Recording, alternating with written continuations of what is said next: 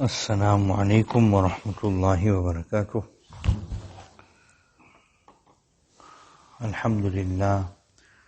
Alhamdulillahi wa kafa wa salatu wa salamu ala sayyidina al-Mustafa sallallahu alayhi wa ala alihi wa ashabihi wa baraka wa sallama tasliman kathira. Amma ba'd, faqad qala Allah tabaraka wa ta'ala fil Qur'an al-Majid. أعوذ بالله من الشيطان الرجيم بسم الله الرحمن الرحيم ما أصابكم من مصيبة فبما كسبت أيديكم ويعفو عن كثير صدق الله العظيم. Alhamdulillah, with the fazal karam and ihsan of Allah subhanahu wa ta'ala, we find ourselves on this Mubarak day of Jumu'ah. We make dua that Allah ta'ala keep us with iman. Allah Ta'ala give us tawfiq to live our lives within the parameters of the Sharia. Allah Ta'ala give us tawfiq to follow in the sunnah of our beloved Rasul Pak Sallallahu Alaihi Wasallam. And Allah Ta'ala take us away from the dunya with iman. Currently, many people are counting, say how many people passed away. A lot of mauts taking place, lot of deaths taking place. In one family, so many have passed away. One family, so many have passed away. Some with illness, some with other accidents, etc. So one is to just keep account, and the other is to let the reality of maut sink in. That the reality of death, that death is a bridge that each one of us has to cross. So our Buzrugani-Deen, they always advise us to make muraqabah maut. Mashayikh always tell us that every night for a few moments, think about death, ponder over death. And we find that Huzur Pak Sallallahu Alaihi Wasallam, the dua that Nabi Sallallahu Alaihi Wasallam taught us, one of the duas to read before we go to sleep, is Allahumma bismika amutu wa ahya. That, oh Allah, it is with your Mubarak name, your exalted name, that I die and that I raise up, I live. So in the dua of Nabi Sallallahu Alaihi Wasallam, Nabi Sallallahu Alaihi Wasallam is reminding us of death. And in the morning when we wake up also, Alhamdulillahi alladhi ahyana ba'dama amatana. All praise is due to Allah Ta'ala, who gave us life after having given us death. So before we go to sleep also, we pondering over death. If we read the dua and we ponder over the meaning, then we are reminded of death. And when we wake up in the morning also, we are reminded of death. Now Mashayikh tell us that every night, at least 5 minutes, 7 minutes, 10 minutes, think about maut, the reality of maut, the reality of the akhirat, and let that yaqeen settle in our hearts. Let that yaqeen come into our hearts. Sometime, you get a motor car, the tire is flat. So if you pump the tire, now the motor car can move. When you look at the motor car from the outside, then you see that the tires are all flat. It's alright. If we pump the tires, then the motor car now can move. We can use it. It will do what it's supposed to be doing.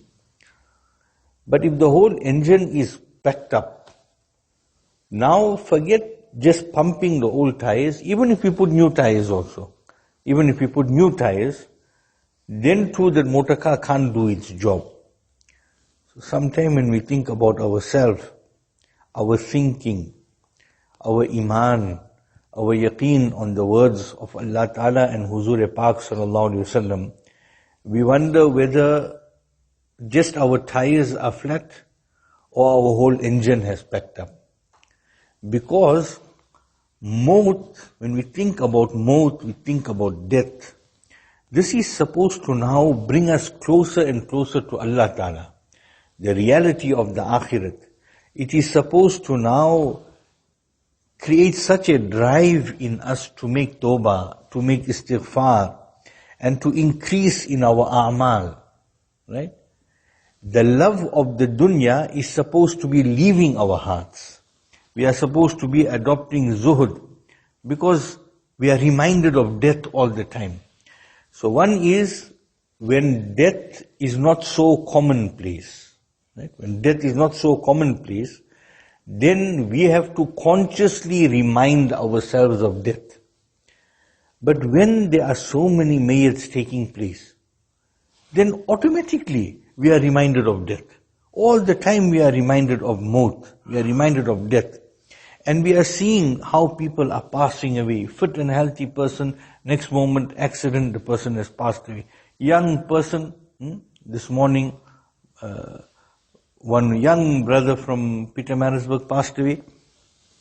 He passed away in Durban, but he is from Pietermaritzburg. Our Hafiz Qasim Saab's son, Allah Ta'ala make his maghfirat, and all the marhumeen, marhumat, Allah make them maghfirat, and the families, Allah give them sabr, etc. Now, a freak accident, the brother fell off the balcony. Fell off the balcony, from 4 stories fell down, and he passed away. Last week, our Hafiz Qasim Saab's son, also from Pietermaritzburg, motor car accident, passed away. Hafiz Sadiq Saab, motor car, his son, motor car accident, he passed away. Right? So some people are passing away in that way, some people are passing away just due to old age, their life is up, everybody's life is up, but the bahana is different, the excuse is different, and some are passing away with bimari, with sickness, right? But the reality is that there are many more deaths taking place, many more deaths taking place, all the time you are hearing, maybe we are just more conscious of it. But this maut is supposed to now make us realize that this life of ours is temporary.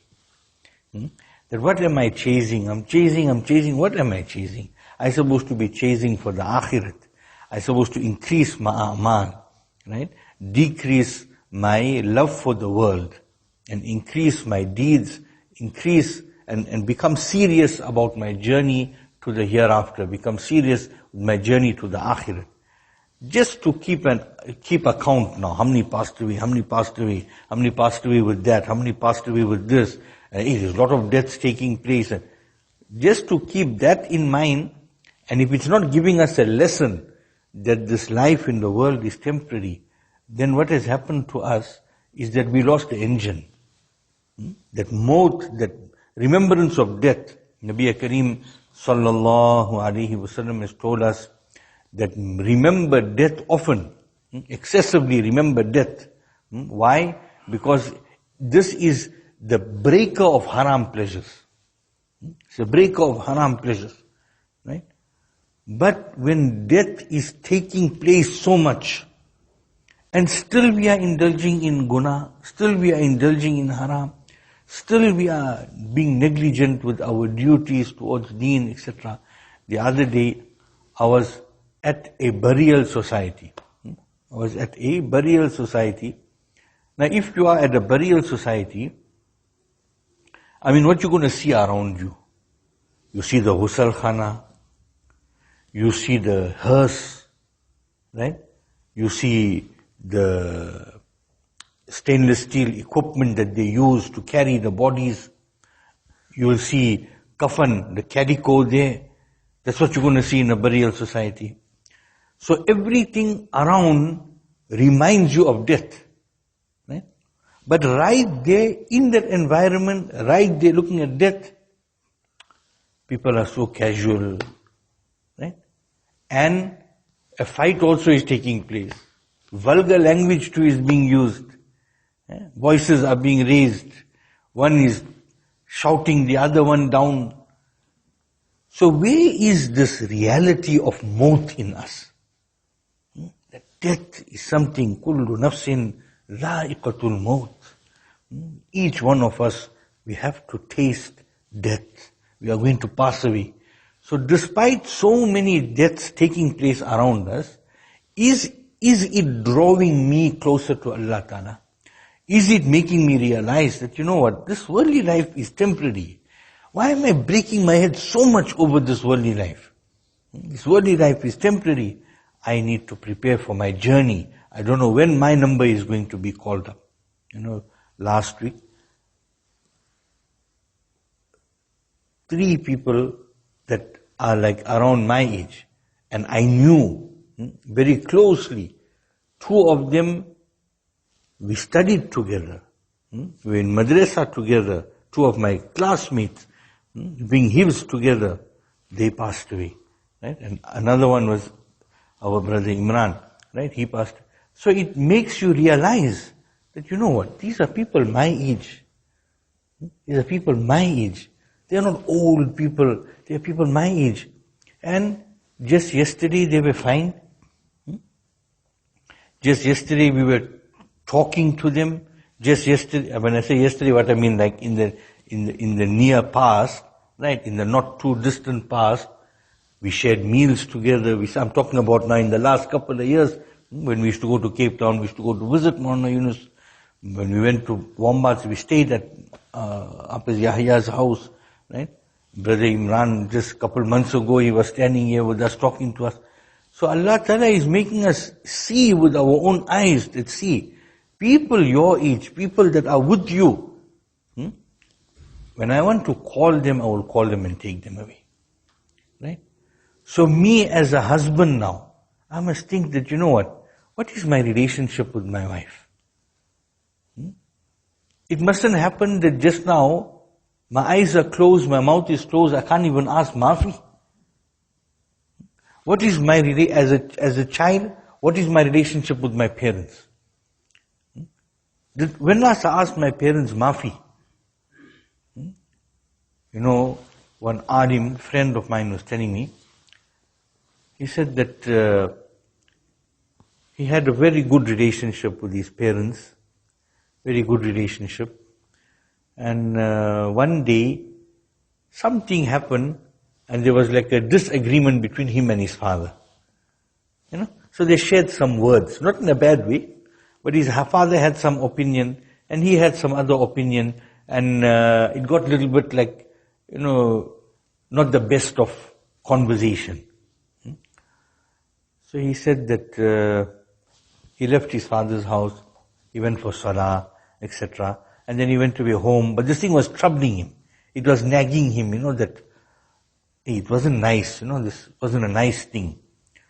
So he said one mind was telling him that no, tomorrow I'll phone Papa, I'll phone my father tomorrow.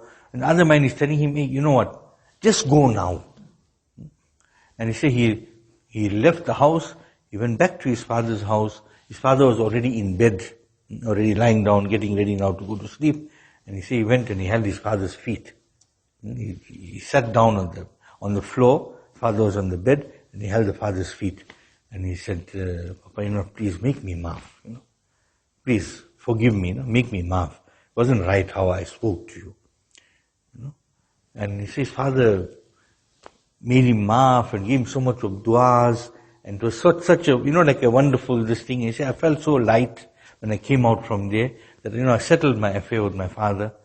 And it wasn't few days later, his father passed away. It wasn't few days, father wasn't like he was so sickly or anything. He was a bit elderly. It wasn't few days later, his father passed away. So what is my relationship with my parents? What is my situation with my neighbors? Right? Then my mamulat, my dealings, my business matters, I'm owing somebody money. Do I have it written down? I got an agreement with a friend of mine, right? Maybe I took a loan from him or something, right? And I'm paying him slowly. But do I have it written down? Is anybody in my family or somebody aware of it? Tomorrow my eyes close. Now nobody knows about that mamla. It is so sad that sometimes, forget a business matter too is very, very important. Sometimes a man is secretly getting married to. He's secretly getting married. right? So we know in Deen is permissible, the person got married, he got married, but the point here is he secretly got married and nobody knows about it. And now he passed away. Whether it's his only wife, whether it's a second wife, whatever, but the point is that nobody knows about that nikah. And he passes away. Now that lady, she's supposed to be an heir in his estate. If he's got a child there, that child is also an heir in his estate. But now nobody knows about this thing. So we have to put everything of ours, we have to put it right. We have to put all our affairs right. We got our supplies, our book work must be 100%. Right? And our zakat, is it discharged? Sometimes a person is working out his zakat and he's paying it off monthly. There's no problem with that. He can do that. He can pay it off monthly, whatever. Doesn't have all the cash one time. He's paying it. But is he keeping a note of it? He knows about it. Does anybody else know about it? Sometimes he got something kept somewhere by someone. He's making a note of it. Our wills, is that up to date? So this is all this mode that we are talking about. So many people passing away, this is what it should be making us mindful. That when death is around and so many people are passing away, and as we go towards Qiyamah, more and more people will pass away. We're talking about now this bimari, somebody is looking at how many percent and this wave and that wave. Before Qiyamah, there will be a sickness, a bimari will come, right? That not a single house will be spared. Even if a person is in a cave in a mountain too, it's going to go and find him. Every believer, not a single believer will be spared. That is how all the believers will pass away. Allah Ta'ala has got His system. Right? You take sometime in other countries, you'll have one earthquake. So many people passed away one shot. Sometimes there are wars taking place. So many thousands of people pass away. Just imagine these Americans, right, terrorist country, right? When they went into Afghanistan, when they went into Iraq, 500,000 people they killed. And when that Condoleezza was asked, because that time she was whatever, she said, but you killed 500,000 people, civilians, innocent people. So it's collateral damage. Right? So when 500,000 people died, one shot like that, how many families it affected? Right? But that's Allah's system. Their maut was written, they were going to pass away. Right? Afghanistan also, when they went in, initial, 250,000 people. One time. So, the kuffar, the scientists and these people, they sit and break their head now. They say, no man, you know what's happening? The population of the world is going too big. We only got this much food, this much resources, how everybody is going to eat. So the people now, we need to go family planning and we need to do this and that because there's not enough, resources left in the world. Right? They don't have to do all that. Right? They're just beating their head on the wall. Allah has got His system. Right? Allah has got His system. Whether sometimes it's through a plague, whether it's through a war, whether it's through an earthquake, whether it's through some other, this thing, so many people will pass away. One time so many people pass away. They only came with that amount of hayati, and Allah Ta'ala takes them away. But the point is that when we see this maut, when we see death, we see maut, it must pull us to Allah Ta'ala. It must change our whole way of thinking. That I too can go away. Tomorrow I too can be gone. I too can be gone. Sometime you're looking at a person who's unconscious. Sometimes the person is on the ventilator or whatever it may be. Allah save us from all that. And you think to yourself that, if this person had chance now and he knew that this is my last 5 hours, or this is my last 24 hours, or this is my last 12 hours of life, what he would have been doing now? Which people he would have been phoning, asking Mafi, in my business matter like this, something else like that. How many things you be? But a lot of times we don't know when it's going to happen, right? Right? So we must put all our mamula right. And each one of us must make sure we have a will. And the will must state that we want our estate to be wound according to the Shariat. If we have done that, then we have fulfilled our duty. But if we don't have a will, and we haven't instructed that our thing must be done according to Shariat, then the person can pass away and he can be gone, and he'll be getting azab in the qabr. If his heirs do not do things Islamically, he will be getting azab in the qabr because he didn't leave instruction that his estate must be wound according to the Shariat. Allah Ta'ala give us tawfiq, that we realize this world is temporary, this life, this health, this wealth, whatever it may be, it is all temporary. We are just using it for a short while. Mata'un qalil. Short while we're just using it, and next thing, we will have to leave everything and go. Allah subhanahu wa ta'ala give me tawfiq, give you tawfiq, grant the entire ummah tawfiq. Wa akhiru da'wana alhamdulillahi rabbil alamin.